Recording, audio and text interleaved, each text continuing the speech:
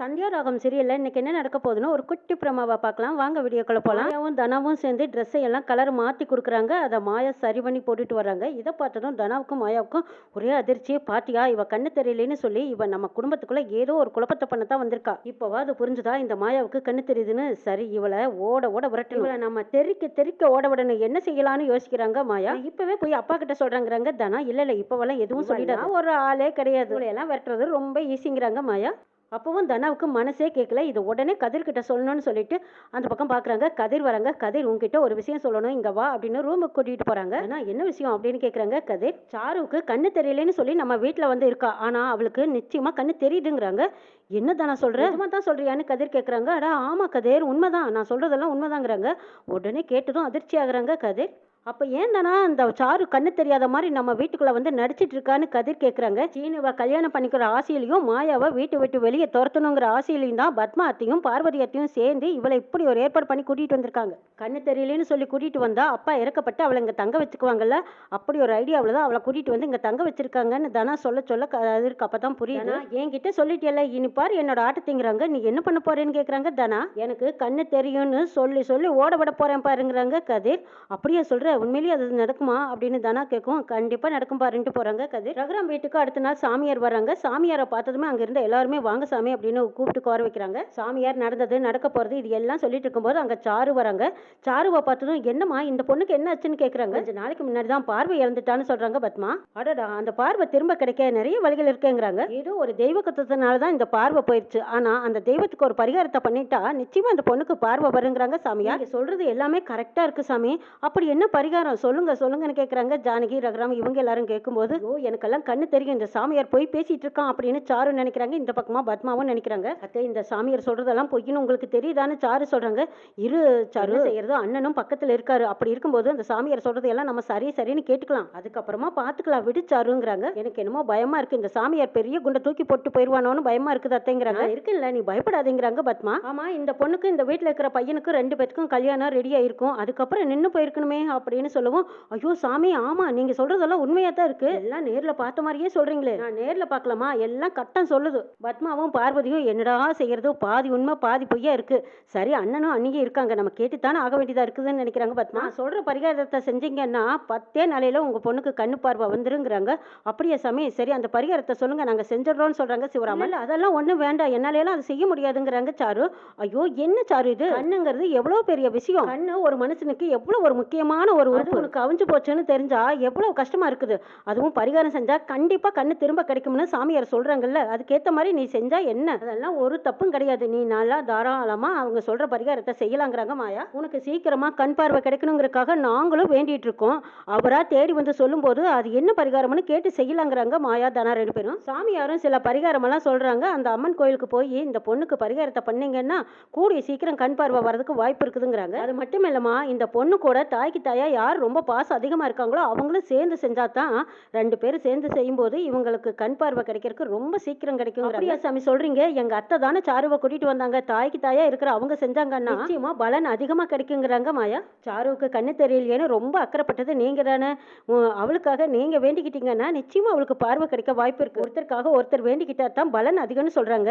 சாருவுக்காக நீங்களும் வேண்டிக்கோங்க அத்தைங்கிறாங்க. எப்படி கோர்த்து விடுறா பாரு இந்த மாயக்காரி மாயா. அண்ணன் முன்னாடி நம்ம மறுக்க முடியாதே அப்படின்னு நினைச்சுக்கிட்டு பத்மாவும் சரி சரிங்கிறாங்க. ஆனா கதிர்கிட்ட, ஆமா இவரு எப்படி பார்த்து வச்ச மாதிரி கரெக்டா சொல்றாரு, ஆமா இவர் எந்த ஊரு எங்க இருந்து வர்றாருன்னு தனா கேக்குறாங்க. அட போ தனா, இவன் என் ஃப்ரெண்டுங்கிறாங்க கதிர். என்னது உன் ஃப்ரெண்டா, இவர் எப்ப சாமியார் ஆனாருன்னு தனா கேக்குறாங்க. எல்லாம் நான் போட்ட பிளான் தான், இந்த சாருவை பிளான் பண்ணி பத்மாத்தை எப்படி வீட்டுக்குள்ள கூட்டிட்டு வந்தாங்க, அவங்களுக்கு நம்ம சரியான பதிலடி கொடுக்க வேண்டாமா, அதுதான் இந்த டிராமாங்கிறாங்க கதிர். பாவி, நீ இந்த அளவுக்கு வீட்டுக்குள்ளேயே டிராமா பண்ண ஆரம்பிச்சிட்டியாங்கிறாங்க தனா. கதிர் செஞ்சதை கேட்டு உடனே சந்தோஷப்படுறாங்க. மாயா கிட்டையும் சொல்றாங்க, மாயா மாயா இங்க வாவேன் அப்படின்னு தனா மாயாவை கூப்பிட்டு சொல்லும்போது, இதெல்லாம் கதிர் செஞ்ச ஏற்பாடு அப்படிங்கிறாங்க. அது எனக்கும் தெரியுமேங்கிறாங்க மாயா. அடிப்பாவி, உனக்குமா தெரியும், அடே அப்பா என்னமா பிளான் பண்ணிருக்கீங்க, சாரு தால தெறிக்க ஓட போறாங்கிறாங்க தனா. அதுக்காகத்தானே இவ்வளவு ஏற்பாடுங்கிறாங்க கதிர். இங்க பாரு சாரு, கோயில்ல நம்ம பரிகாரம் பண்ணும்போது விரதம் இருக்கணும். இன்னைக்கு காலையிலேருந்து நீ பச்சை தண்ணி கூட குடிக்கக்கூடாதுன்னு சொல்லி பச்சை தண்ணியா, காப்பியா, சாப்பாடா எதுவும் குடுக்காம மஞ்ச புடவ குடுத்து கட்டிக்கிட்டு வர சொல்றாங்க. இத பார்த்ததும் சாரு, ஐயய்யோ! கோயிலுக்கு கூட்டிட்டு போய் என்னெல்லாம் நம்மள கொடுமைப்படுத்த போறாங்களோன்னு நெனச்சுட்டு போறாங்க. சாரு, உனக்கு தான் பாவம் கண்ணு தெரியாதுல்ல. இந்த பரிகாரத்தை எல்லாம் செய்யி. சீக்கிரமா உனக்கு கண்ணு வந்துருங்கிறாங்க. நல்லா சாமிய கும்பிட்டுக்கோன்னு தலையோட தண்ணி ஊத்தி சாமிக்கு முன்னாடி நிறுத்தி வச்சு, முதல் பரிகாரம் நீ மண்டிய போட்டு உப்புல நடக்கணும். நடந்து வாங்குறாங்க. என்னது உப்புல நடக்கணுமா? ஐயோ! காலே வீணா போயிருமேங்கிறாங்க. அட கண்ணு தெரியறதுக்கு தானே இந்த பரிகாரத்தை செய்கிறோம். கண்டிப்பா இதெல்லாம் செஞ்சா உனக்கு கண்ணு தெரியும் சாரு. பாவம் நீ இந்த வயசுலயே கண்ணு தெரியாம எவ்வளவு கஷ்டப்படுற. இப்ப கஷ்டப்பட்டா ஒன்னும் தப்பு இல்ல, மண்டிய போடுங்கிறாங்க. குடும்பத்தோட எல்லாரும் வரணும்னு சொன்னதுனால அங்க சிவராமன், மணிவண்ணன், ரகுராம் இவங்க எல்லாருமே வந்திருக்காங்க. பார்வதி, பத்மா இவங்க 2 பேரும் எந்த நடிப்பு நடிக்கிறக்கே இல்ல. அவங்க சொன்னது எல்லாம் செய்யும்படி ஆயி போயிருது. சாரு, முதல்ல நீ மண்டிய போட்டு போ, பின்னாடியே நானும் வரேங்கிறாங்க பத்மா. ஐயோ அத்தை, இதெல்லாம் தேவைதானா? எனக்கு தான் கண்ணு தெரியுமே, நான் ஏன் இதெல்லாம் செய்யணுங்கிறாங்க சாரு.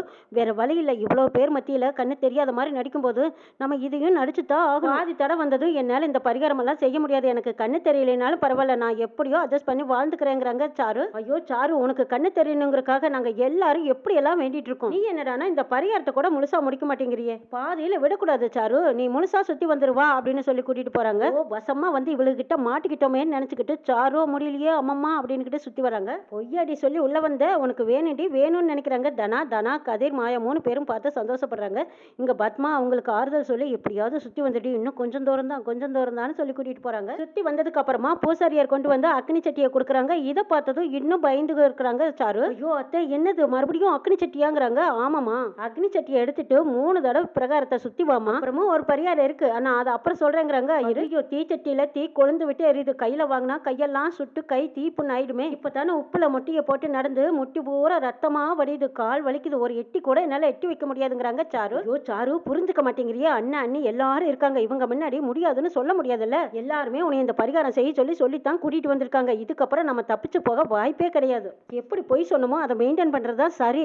நீ இந்த தீச்சட்டி ஏற்றி 3 தடவை தானே சுத்தி வந்துடலாம், வா சாருன்னு கூப்பிடுறாங்க பத்மாவும் பார்வதியும். அம்மா, கொடுமையிலையும் கொடுமை, பெரிய கொடுமையா இருக்கு. பேசாம எனக்கு கண்ணு தெரியும்னு நான் சொல்லிட்டுமாங்கிறாங்க. ஐயோ சாரு, நீ உண்மையை சொன்னா நாங்களும் விஷமா மாட்டிக்குவோம். நீ அதெல்லாம் எதுவும் சொல்லாத. தயவு செய்து 3 சுத்து தானே சுத்தி வா, நாங்களும் கூட சப்போர்ட் பண்றோங்கிறாங்க பத்மா. தீச்சட்டி ஒத்த சட்டி எடுக்கக்கூடாதுமா, கூட ஒருத்தர் எடுத்துக்கணும், இந்தாங்க அப்படின்னு சொல்லி இன்னொரு சட்டியை எடுத்து பத்மா கையில வைக்கிறாங்க.